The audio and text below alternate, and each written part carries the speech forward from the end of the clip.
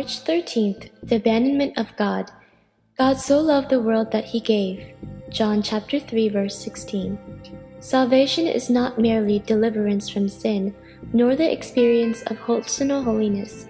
The salvation of God is deliverance out of self entirely into union with himself.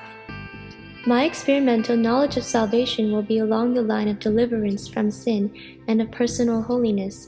The salvation means that the Spirit of God has brought me into touch with God's personality, and I am thrilled with something infinitely greater than myself. I'm caught up into the abandonment of God. To say that we are called to preach holiness or sanctification is to get into a side-eddy. We are called to proclaim Jesus Christ. The fact that he saves from sin and makes us holy is part of the effect of the wonderful abandonment of God. Abandonment never produces the consciousness of its own effort, because the whole life is taken up with the one to whom we abandon.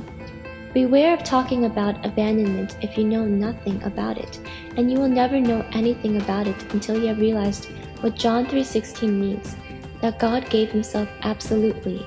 In our abandonment, we give ourselves over to God, just as God gave himself for us, without any calculation.